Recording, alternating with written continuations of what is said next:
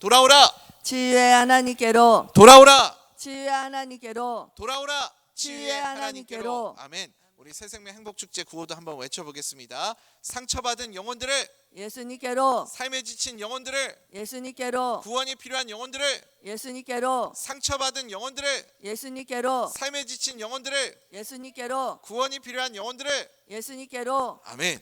네.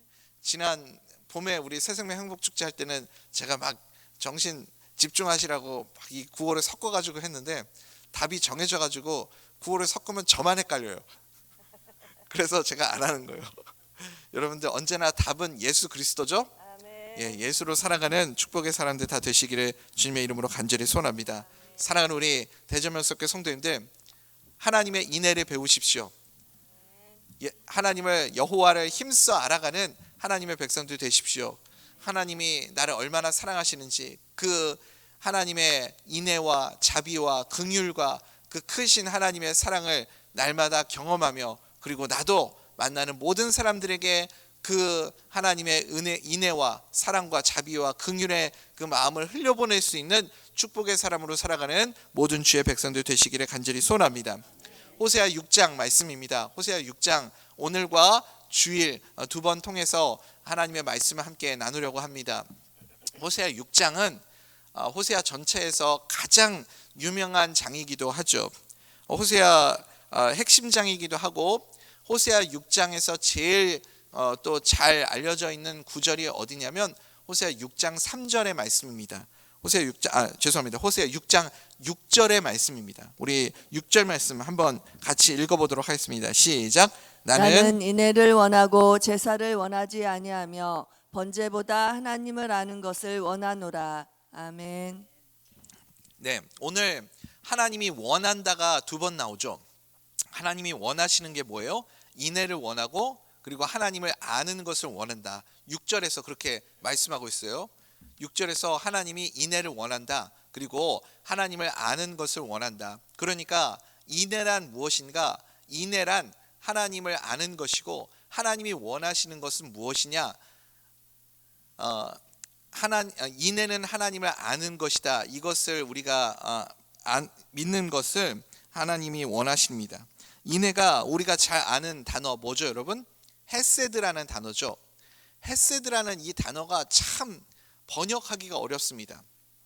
우리나라 여러 단어들이 다른 언어로 번역하는 게 참 어렵다고 하지 않습니까? 우리나라 표현들이 굉장히 독특해서 다른 언어로 번역하는 것이 어려운데, 이 히브리어 가운데서도 헤세드라는 단어가 참 번역하기가 어려운 단어입니다.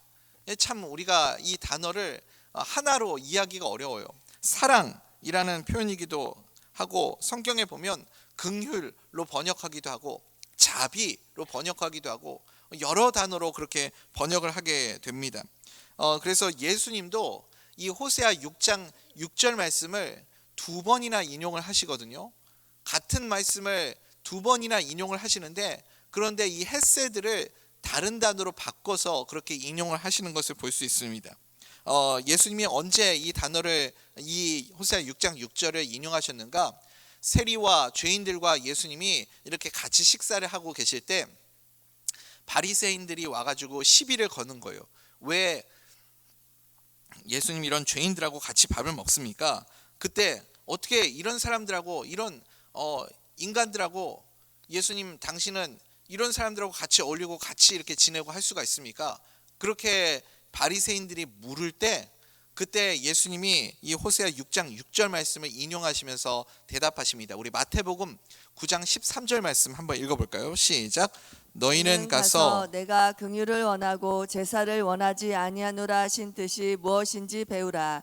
나는 의인을 부르러 온 것이 아니요 죄인을 부르러 왔노라 하시니라. 아멘. 아멘. 그러니까 여기 예수님이 하신 말씀 뭐냐면, 의인은 필요 없다. 내가 부르러 온 자는 죄인이다. 죄인들과 함께하기 위해서, 죄인들을 구원하기 위해서, 의원에게는 이 건강한 사람은 쓸데없고 병든 자가 필요한 것처럼 나도 죄인을 부르러 왔다. 그리고 누가 죄인이에요? 모두가 다 죄인이잖아요. 죄인이 아닌 사람이 어디 있습니까? 그 죄 가진 모든 인류를 위해서 예수님이 오셨음을 설명하고 있는 것이죠. 그러면서 호세아 6장 6절 말씀을 인용하고 계시는데 여기 단어가 하나가 바뀌었어요. 어떻게 바뀌었죠? 너희는 가서 내가 뭘 원하신다고요? 긍휼을 원하고 제사를 원하지 아니하노라 하신 뜻이 무엇인지를 배우라. 인애 대신에 긍휼이라는 단어로 그렇게 바꿔서 말씀을 하십니다. 그러니까 다시 말하면 인애를 배워야 된다, 헷세를 배워야 된다. 예수님께서 이것을 말씀하고 있는 것이죠. 영혼을 살리는 힘은 인애에 있다, 긍휼에 있다. 이것을 설명하고 있습니다. 또 한 번 예수님이 이 호세아 6장 6절 말씀을 인용하신 적이 있어요. 안식일에 제자들과 밀밭을 지나가시다가 제자들이 배가 고팠습니다. 그래서 밀을 이렇게 비벼서 먹을 수 있도록 예수님이 허락을 해주셨어요. 그랬더니 이 바리새인들은 하여튼 스토커 같아요. 그냥 어디 숨어서 지켜보고 있다가 또 제자들이 이렇게 안식일에 밀을 비벼가지고 먹었다, 이랬다, 그거죠. 그거 가지고 또 시비를 걸었습니다. 왜 안식일에 당신의 제자들은 일을 합니까? 이렇게 물었습니다.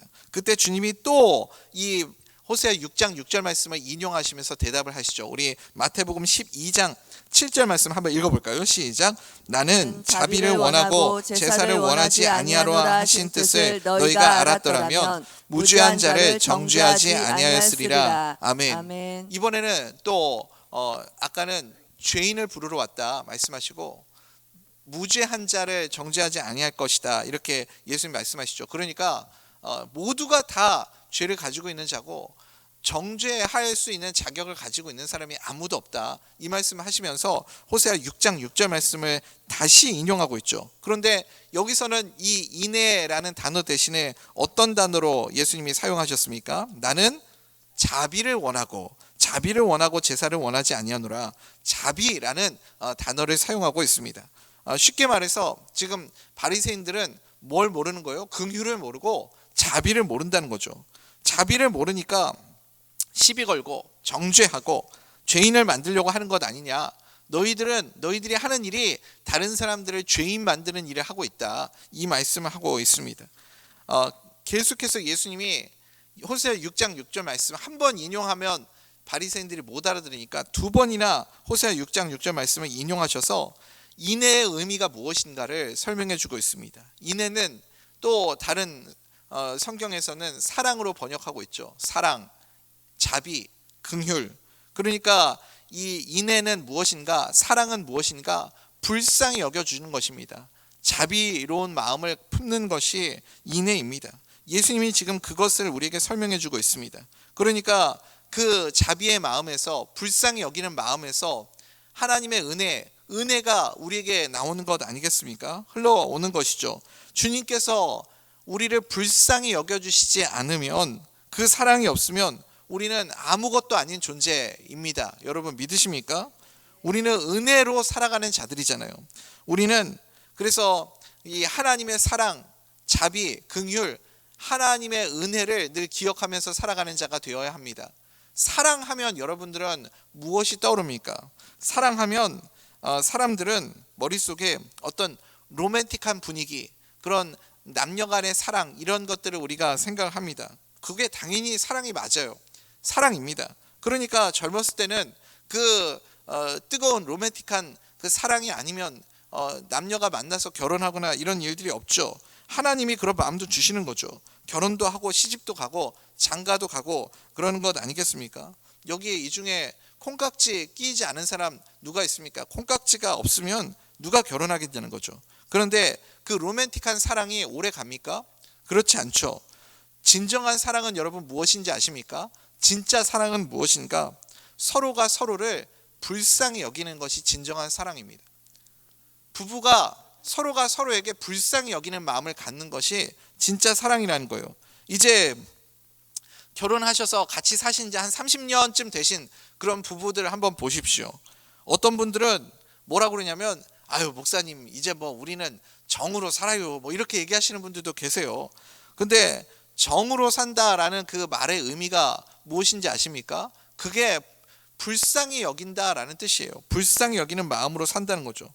마음속에 어떤 생각이 있냐면, 아유 저 인간 저거 아유 나 없으면 어떻게 사나, 그런 불쌍히 여기는, 불쌍해 가지고 저 인간 어떻게 사나 이런 마음이 있는 거죠. 측은히 여기는 마음. 지난달쯤인가요? 저희 아버지께서 이제 전화가 한번 오셨어요. 아버지가 이 위장이 좀 별로 안 좋으시거든요. 저는 장이 안 좋은데 제 아버지는 또 위가 안 좋으세요.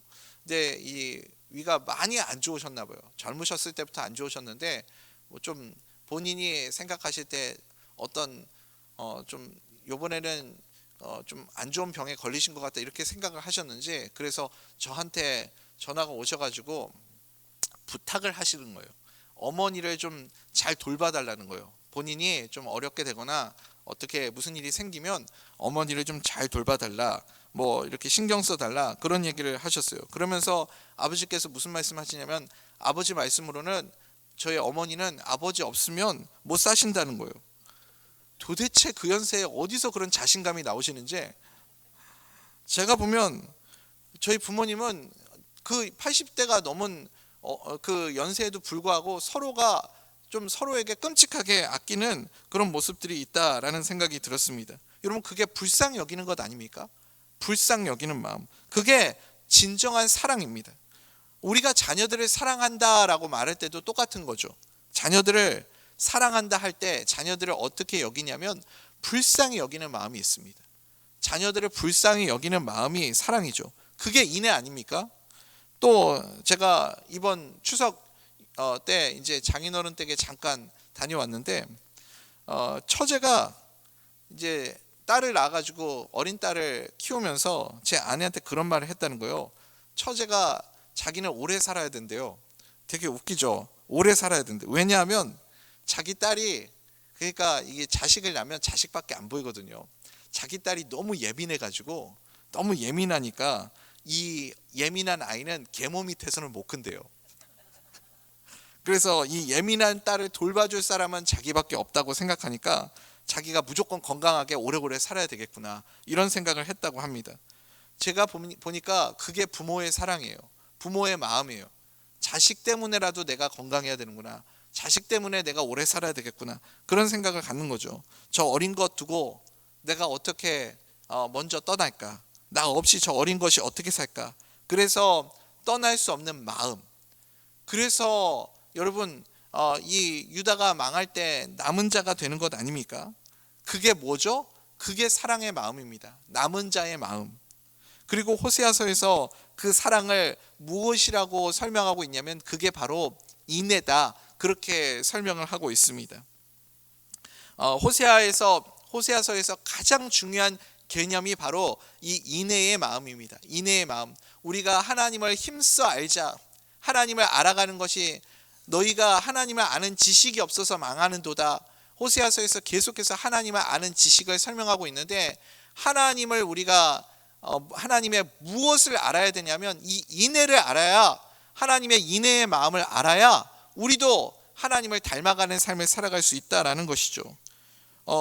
이 인애의 마음에 대해서 조금 더 설명을 드리자면 6절에 이 말씀을 우리가 이해하기 위해서 우리 인생의 목표가 무엇입니까? 나도 거룩하니 너희도 거룩하라. 그러니까 우리는 예수님을 영접하고 하나님의 자녀가 된 이후부터 천국 갈 때까지 어떤 삶을 살아가야 하냐면 예수님을 닮은 거룩한 삶을 살아가야 됩니다. 거룩해져야 되는 거죠. 또 거룩은 또 다른 말로 표현하면 정결한 삶을 살아가는 것입니다. 정결해지는 것이죠. 그런데 그 깨끗함의 기준이 있어야 될 거 아니에요. 깨끗함의 기준이 무엇인가? 그게 바로 정의거든요. 정의, 공의, 옳음이 항상 기준입니다.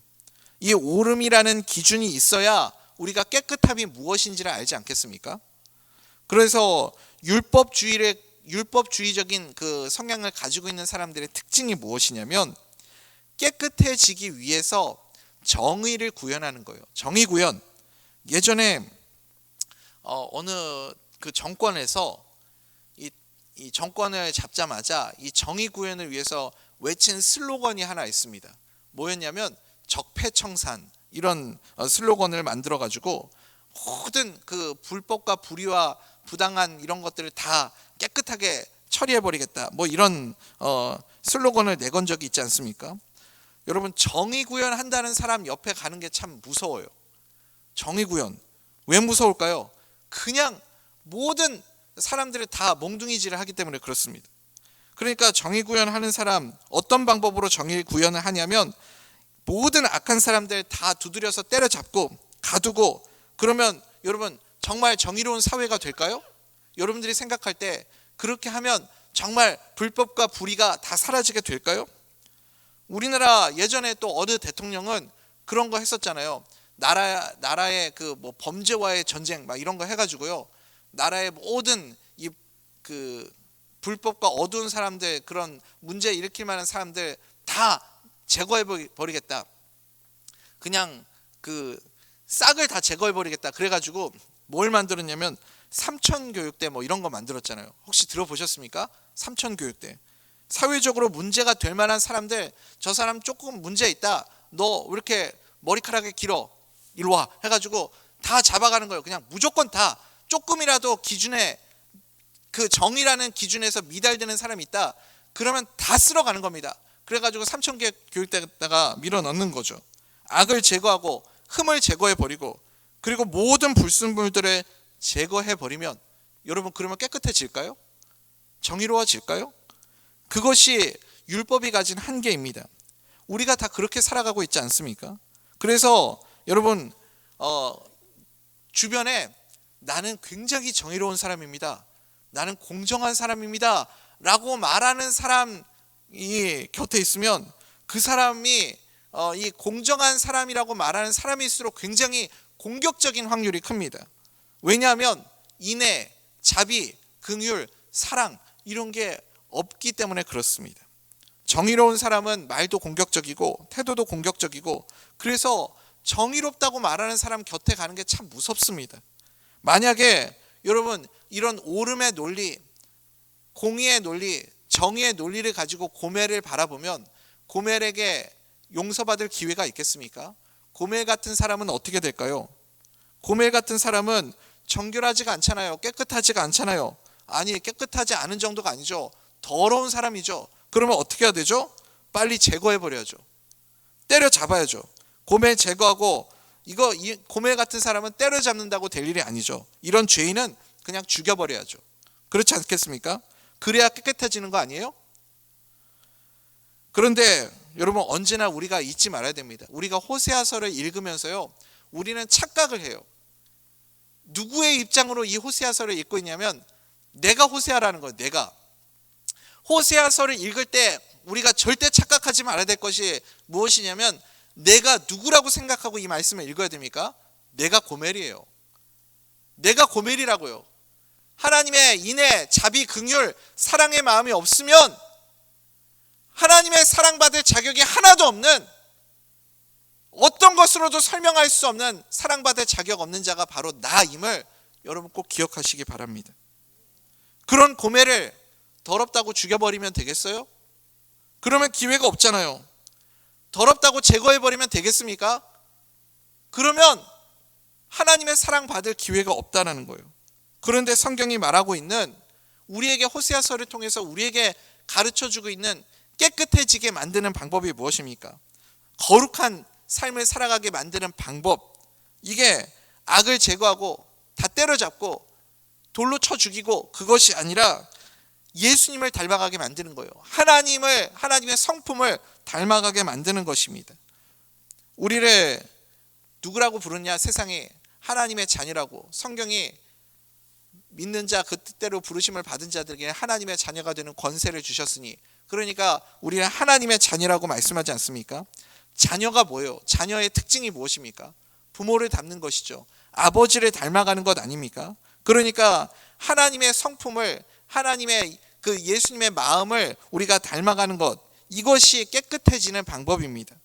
그러면 하나님을 닮아가기 위해서 우리에게 당연히 하나님을 아는 지식이 필요하겠죠. 하나님을 닮아야 되니까요. 그래서 우리가 하나님을 힘써 알아야 됩니다. 하나님의 그 인애, 하나님의 사랑, 자비, 긍휼의 마음을 우리가 체험하고, 야다가 체험하다, 삶으로 알다, 체험으로 알다라는 뜻이잖아요. 그렇게 체험으로 아담과 하와가 서로를 알아가듯이 우리가 하나님의 성품을, 하나님의 인애를 알아야, 그래야 하나님을 닮아가는 자가 될 줄 믿습니다. 우리가 정결해지는 방법이 무엇인지를 잘 이해하지 못하기 때문에 하나님께서 호세아 선지자가 고멜을 사랑하는 그 과정을 통해서 우리에게 인애를 설명해 주고 있습니다. 호세아가 고멜을 정결하기 위해서 어떤 방법을 사용합니까? 율법의 방법이 아니잖아요. 제거해 버리는 것이 아니잖아요. 돌로 쳐서 죽이는 것이 아니잖아요. 고멜이라는 여인은 율법에 의하면 돌에 맞아서 죽어야 되는 사람입니다. 그런데 이 더러운 여인을 정결하게 만드는 방법이 무엇입니까? 오히려 정반대로 가는 거예요. 자기가 희생하고 자기가 용서하고. 아니, 고멜이, 호세아가 뭐 잘못했어요? 죄졌어요? 빚졌어요? 그런데 호세아가 고멜 때문에 자기 전 재산을 다 바치고 그거 다 줘도 감당이 안 되니까 뭐 이것저것 다 팔아가지고 그 금액을 맞춰서 그래서 고멜을 데려오고, 그 다음에 이 고멜 이렇게 자기 배반하고 도망치고 떠났던 여인을 자기 아내로 인정해주고. 여러분, 이게 어디서 많이 듣던 얘기 아닙니까? 이게 바로 우리의 모습이라는 거죠. 그렇다고 고멜이 고마워해요? 여러분, 내가 고멜에게 자비를 베풀어주고 용서해주고 사랑을 주고 고멜이 그거 알아줘요? 미안해 합니까? 자기 잘못 인정해요? 죄책감 있어요? 하나도 없어요. 자기 떳떳합니다. 잘못했다고 생각 안 해요. 하나도 미안한 마음 없습니다. 그런데도 자비의 마음으로 사랑하고 용서하고 품을 수 있는 것, 그게 호세아 아닙니까? 로마서에서 보면요, 의롭지 않은 우리를 예수님이 죄값을 다 치러주시고 의롭다 여겨주시기까지 하지 않았습니까? 그 핵심에 뭐가 있느냐? 인애가 있습니다. 인애. 그러므로 여호와를 알자, 힘써 알자. 우리의 힘을 어디에 써야 될까요? 율법주의자들은요, 힘이 주어지면, 율법주의자들에게 주어지는 힘이 있으면 그 힘 가지고 뭘 하냐면 누구 죽이는데 그 힘을 쓰는 거죠. 바리새인들에게 권위가 있었습니다. 힘이 있었습니다. 그러니까 그 힘 가지고 뭐 해요? 세리 죽이고 죄인들 죽이고 창기를 죽이고 다 악한 자들 다 제거하는 일에 그 힘을 쓰지 않습니까? 그러니까 이런 일들이 교회 안에 벌어지게 되면 그냥 다 여기저기 칼 들고 난도질만 하게 되는 거죠. 지금도요, 철없는 사람들은 교회에서 이런 짓 하고 있습니다. 힘을 가지고 그런 악한 것들, 잘못된 것들 다 제거해버리면 된다고 생각하는 그런 분들이 있습니다. 그런데 우리가 힘써야 할 것은 무엇인가? 예수님을 닮아가는 것, 여호와를 힘써 알아가는 것입니다. 그게 인애의 방법입니다. 여러분, 인애의 방법이 뭐예요? 압도적인 힘을 가지고 불쌍히 여겨주는 거예요. 압도적인 힘을 가지고 내 값을 다 주고 그 영혼을 사오는 겁니다. 그래서 살려내는 것, 끝까지 그 영혼 죽이지 않고 살려내는 것, 그것이 인애의 마음입니다. 여러분, 그 이스라엘의 뿌리가 되는 이스라엘의 족장, 3대 족장 있죠. 아브라함, 이삭, 야곱. 이 족장들 가운데 최고로 쳐주는 족장이 누구인지 아세요? 우리는 생각할 때 아브라함이라고 생각하죠. 아니에요. 이스라엘의 뿌리가 되는 최고의 족장은 야곱입니다. 야곱. 왜 야곱이 이렇게 인정받고 최고로 쳐주는지 아십니까? 아브라함도 하지 못했던 일, 이삭도 하지 못했던 일을 야곱만 했기 때문에 그렇습니다. 아브라함도 자식 하나만 건지잖아요. 아브라함에게 아들이 둘이 있었죠. 이스마엘 그리고 이삭 있었는데 이스마엘은 버림받고 이삭 하나만 그렇게 인정받지 않습니까? 그런데 또 이삭도 또 공교롭게 쌍둥이 아들 둘이 있었어요. 야곱과 에서. 그런데 두 자식 중에 야곱 하나만 건지죠. 그런데 이 야곱은요, 12명의 아들들이 있었는데 이 12명의 아들들 가운데 하나도 버린 자가 없습니다. 12명의 아들들이 다 훌륭한 아들들이었습니까? 다 하나님의 성품을 닮은 아주 그렇게 훌륭한 자식들만 있었어요. 야곱의 자식들 가운데 건질 만한 자식은 요셉 하나밖에 없었어요. 나머지 자식들은요, 이거는 뭐 자식 취급받을 자격조차 없는 그런 자녀들밖에 없지 않았습니까? 첫째 아들은 자기 아버지의 첩하고 잠자리를 같이 하질 않나.